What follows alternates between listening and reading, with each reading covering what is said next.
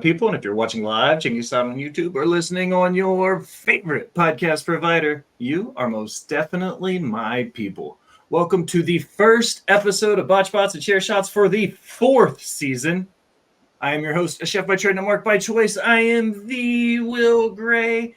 And joining us tonight, kicking off 2024 in style, he is the manager and brains behind Wrestling Addict Radio. He is the host of the Kings of the Ring podcast. It is our boy, King Ricky Rose. Ricky, how are you, brother? I am doing great. Thanks for having me back on the show. It is a pleasure to be here, and also a pleasure to always do this with you at Rivet City Radio and Botch Spots and Chair Shots. Always a fun I'm really time. excited to have you back, man. It's going to be an exciting time getting everything together, having it all, having the band back together, as it were. Mm-hmm.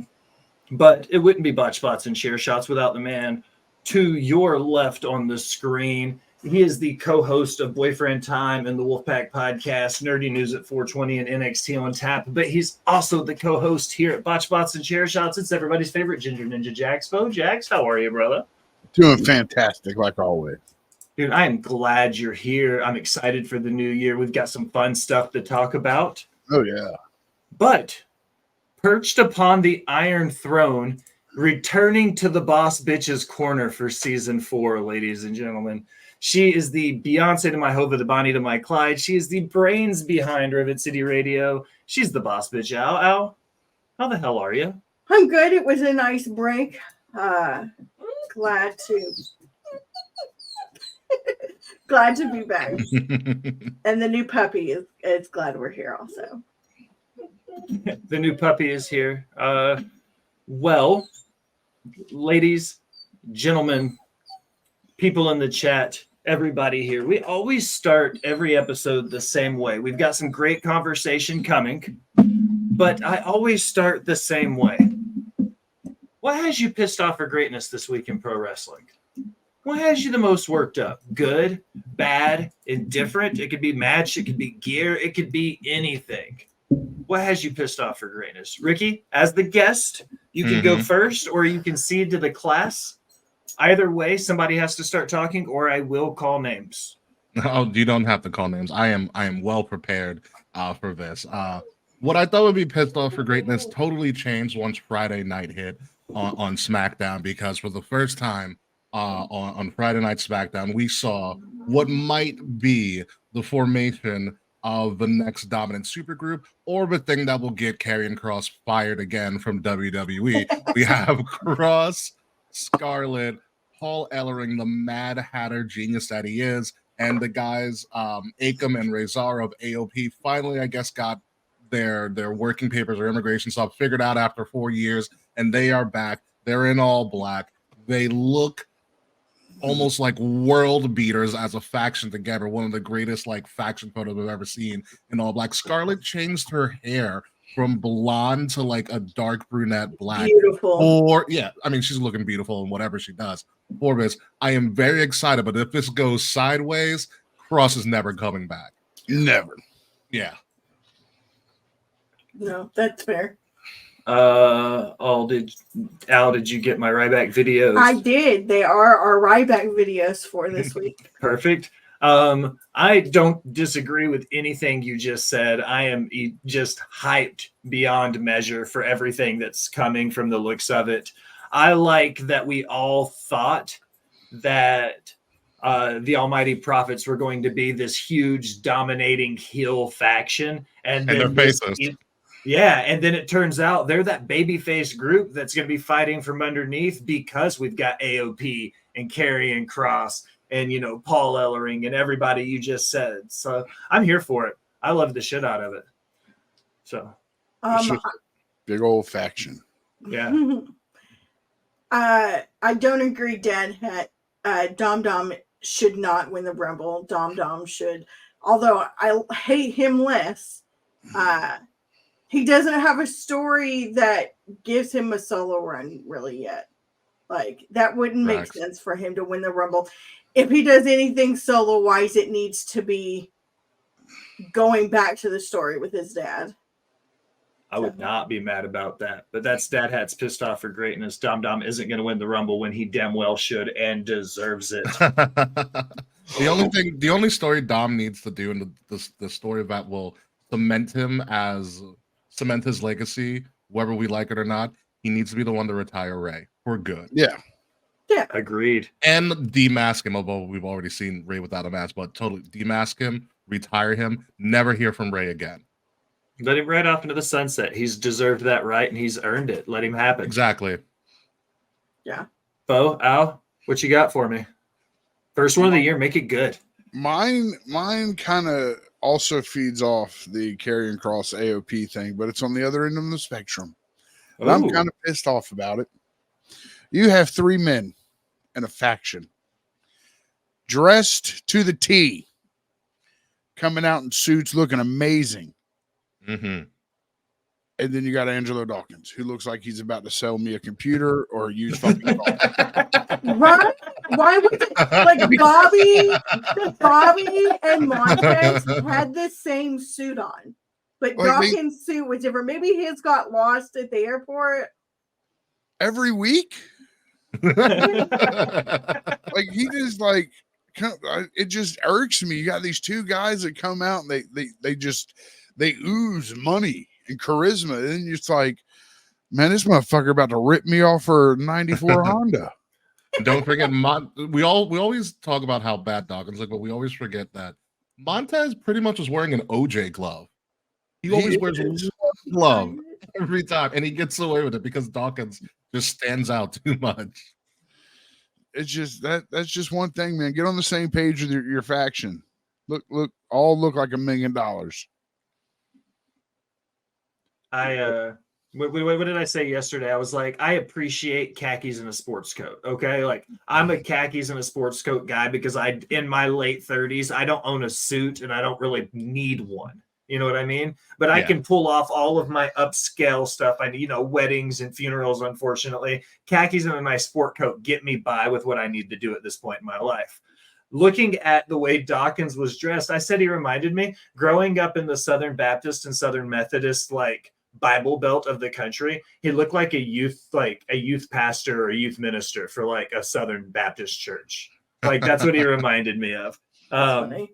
I definitely think making 7 figures, like get a really nice tailored suit. Just one. I mean, fair. I mean, but I thought Bobby like took them to go get suits? Like, wasn't that like a thing? Like He Bobby, did. That was 1 week. He did that. Yeah, he made him Bobby dress. just hates Yeah. him. maybe he's just not comfortable in a suit. I guess maybe, or like I don't know, but I get what the Ginger Ninja's saying. Like if you're gonna be a faction, look uniform. Yeah. So my pissed off for greatness.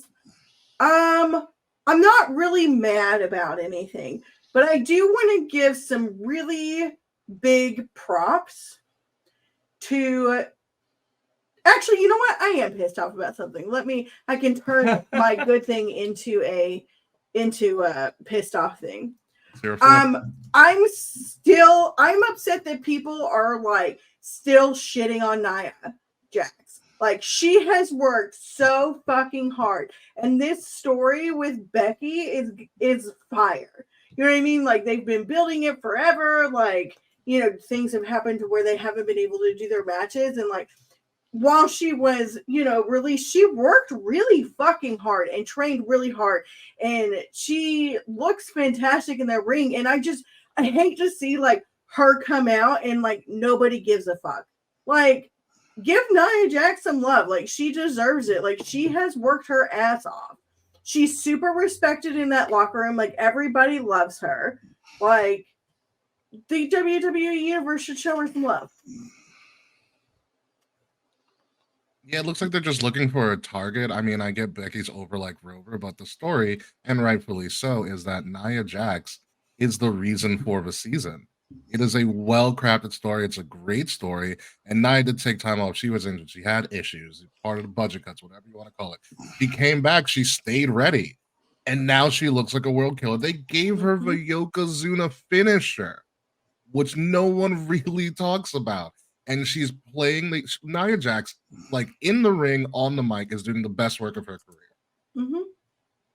Yeah. I do wish though that they would stop making her a heel. I feel like that's something that they always do with bigger girls, like her and Piper both. Like if you are plus size, oh, you got to be a heel because it's like they do with the bigger guys. It's like, oh, you're a monster, got to be a heel. Like I just, she could be a face, just like Piper could be a face. My only thing with that is that she was a face. That WrestleMania 34 build was perfect for her. Then Backlash happened. I was at that event. It wasn't pretty at all. At all. Like her WrestleMania 34 build was fantastic. That was also great work by her and Bliss and Mickey, and she did make a believable babyface, but for some reason, and I don't know what it was, it just didn't last. But that was years ago. He's gotten a lot better, so she could probably be a face again. No, I agree. I'm here for all things Nia Jax. For me this week, my pissed off for greatness. I'm not really pissed. I took 2 weeks off work, so I really had some time to relax and kind of center myself and get back going into it. I would say hype-wise, I'm really excited for Tampa in a couple weeks and being at the Rumble and everything that's going on with the collective in GCW. Like there's some really great shows that are happening that weekend and then Mania weekend that are coming. So I'm just like hyped for how much fun it is to be a pro wrestling fan right now in 2024 because of all the good wrestling coming down the pipe. So I'm not pissed off about anything, but God, am I excited about how much good wrestling is about to come down and happen. So it is the season in a couple of weeks. It is. We start breaking off. GCW has 2 shows in Tampa. They've got the one Friday night before the Rumble. They've got Effie's Big Gay Brunch Saturday. Then they've got one Saturday afternoon before the actual Rumble happens. And then Mania week, the shows start, I think, Wednesday night and run all the way through till Sunday morning or Sunday afternoon. Like it's wild the amount of wrestling that's happening right now. Will you guys be at either the Rumble or Mania? I mean, I know I'm going to be at Mania. So. We're going to be at the Rumble. Me, her, Jax. There's 9 of us total that are going in this group. It's a ridiculous posse of people that are going down there. It's 3 different podcasts. Okay. Yeah. It was quite it was like wrangling cats together. The most ridiculous is trying to get 9 tickets together for a big 4 pay-per-view. When there's an 8 ticket limit usually on Ticketmaster. We had I think it's 4, 3, and 2 is the way they're set up, and they're all kind of like it's weird, but we got it close, so it was able to work. We're all in the same section. That's what matters. 6 of the seats are like in a little block, and then 3 seats are like 5 rows forward. So like we're just gonna like maybe see if the people around us will switch to move 5 rows forward so that those 3 people can come back. Yeah, we're gonna do some finagling to get everybody moved. Yeah. Talk it out. Have you guys ever been to a Rumble? No. Okay, I was the one last year in Texas.